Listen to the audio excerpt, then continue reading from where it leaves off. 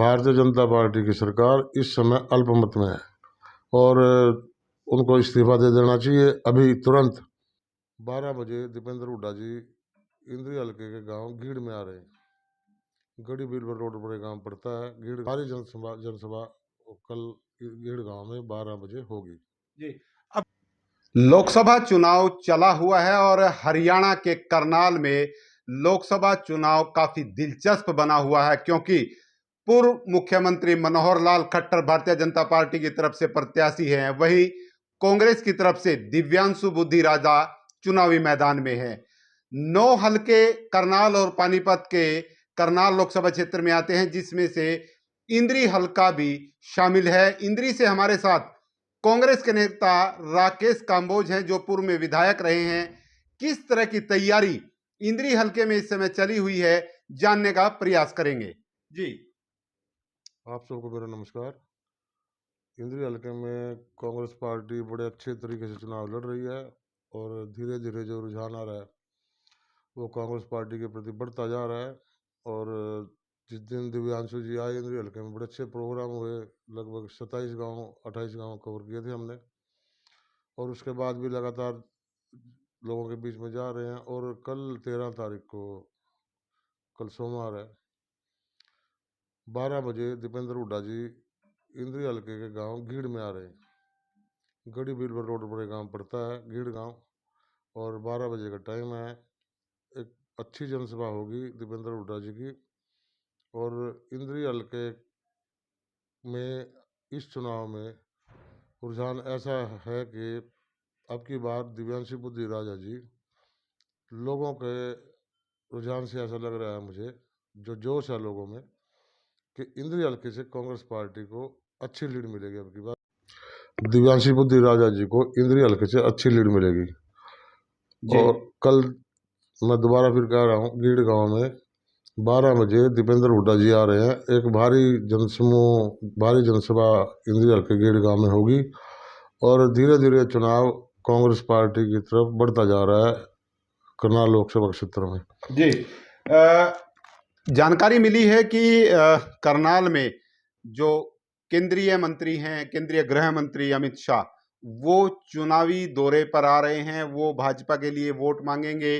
तो कांग्रेस की तरफ से ऐसे कोई स्टार प्रचारक भविष्य में आने वाले दिनों में कोई आने वाला है? कोई जानकारी है इस तरह से? कांग्रेस के लिए लोगों में भारतीय जनता पार्टी की पोल खुल चुकी है। अमित शाह चाहे कोई और नेता है, इनके अब जनता बहकावे में आने वाले नहीं है। ना तो किसी को 15-15 लाख रुपए मिले, किसी के खाते में 15 लाख रुपए नहीं आए और ना किसी के अच्छे दिन आए। लोग सारे इनकी बातों से अब मैं इनकी बातों में नहीं आएंगे बीजेपी वालों के। और लोग सच्चाई जान चुके हैं भारतीय जनता पार्टी की। और कांग्रेस पार्टी से हमारा उम्मीदवार दिव्यांशी बुद्धि राजा करनाल लोकसभा क्षेत्र से जीतेगा और धीरे धीरे कांग्रेस पार्टी का ग्राफ डे बाय डे बढ़ता जा रहा है। जी, आप इंद्री हलके से आते हैं, पहले भी आपने कई चुनाव लड़े हैं, आप विधायक भी रहे हैं। तो 3 महीने बाद चुनाव है, किस तरह की तैयारियां आपकी हैं? क्या आपको उम्मीद है कि कांग्रेस पार्टी का टिकट आपको मिलेगा? मैं अगले चुनाव की बात नहीं कर रहा, मैं इस चुनाव की बात कर रहा हूँ। अगला चुनाव आएगा तब भी हम कांग्रेस पार्टी में हैं, कांग्रेस पार्टी में रहेंगे। और जो भी जैसा भी उम्मीदवार आएगा हम कांग्रेस पार्टी के लिए काम करेंगे। और अब की लोकसभा के चुनाव में करनाल लोकसभा क्षेत्र से भारी डे बाय डे कांग्रेस का ग्राफ बढ़ता जा रहा है और बीजेपी का ग्राफ डे बाय डे घटता जा रहा है। और मेरी आपसे प्रार्थना है, मैं विशपाल राणा जी से आग्रह करूँगा कि कल आप गीड़ जरूर आएँ। आपने पहले भी जनसभाएं देखी होंगी हल्के में, और विलेज लेवल की जनसभा, एक गांव की जनसभा में आप अवश्य आएँ, क्योंकि गांव की जनसभा में ज़्यादा लोग नहीं होते। फिर भी मैं आग्रह करूँगा आएँ और आपको रुझान पता लग जाएगा। और कृपया करके लोगों के व्यूज भी आप जरूर लें, जो जो टीवी चैनल्स के लोग आएंगे। पब्लिक नेता हमारे दीपेंद्र जी बात करेंगे, मैं भी बात करूंगा, और नेता भी स्टेज के माध्यम से बात करेंगे। आप पब्लिक के व्यू भी जरूर लें, जो पब्लिक वहाँ आएगी उनका रुझान क्या है, कैसे वो वोट करेंगे, किसको वोट करेंगे, किसका प्रचार कर रहे हैं। आप ये भी उनसे पूछना कहीं आप किराए पे तो नहीं आए। कोई ऐसा, लोग सभी अपने अपने वाहनों से आ रहे हैं, कोई किसी गांव में गाड़ी नहीं भेजी जा रही।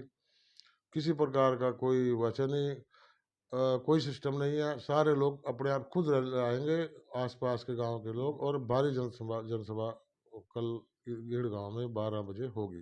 जी। अब की बार जब भारतीय जनता पार्टी के नेता अपनी जनसभा में प्रयोग करते हैं शब्दों का कि अब की बार 400 पार, फिर एक बार मोदी सरकार, इस दावे में, इस नारे में आपको कितना दम लगता है?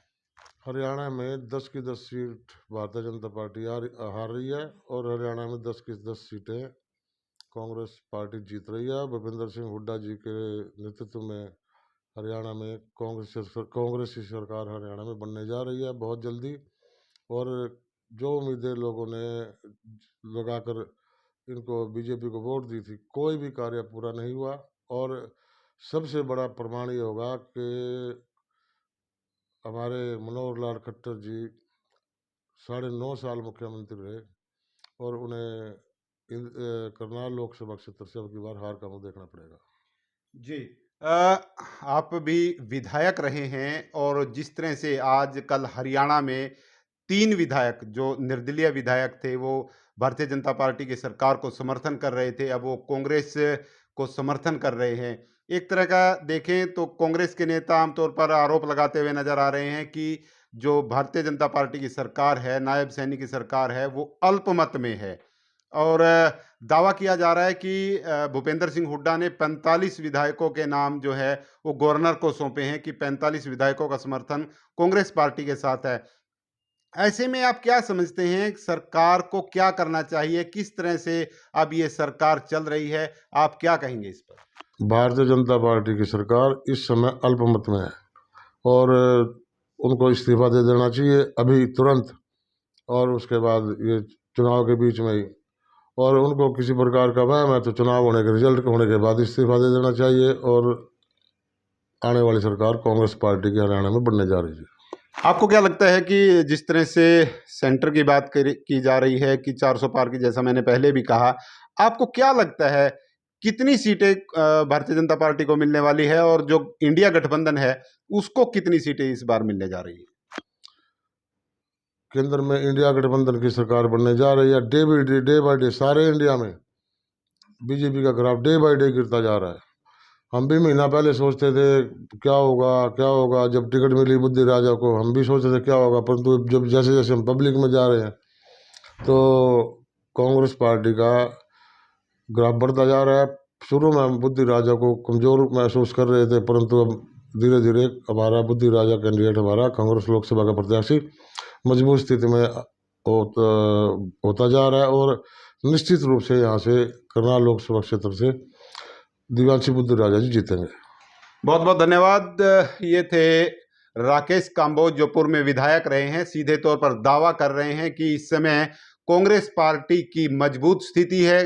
कल दीपेंद्र सिंह हुड्डा घीड़ गांव में आएंगे, हिंदरी हल्के का गांव है, वहां पर एक बड़ी जनसभा रखी गई है, और सीधे तौर पर लोगों का समर्थन, सीधे तौर पर इनका कहना है कि इंद्री की जनता, इंद्री से वो लीड दिलाकर दिव्यांशु बुद्धि राजा को भेजेंगे, और कह रहे हैं कि मुख्यमंत्री नायब सिंह सैनी की सरकार अल्पमत में है, उन्हें अपना इस्तीफा दे देना चाहिए।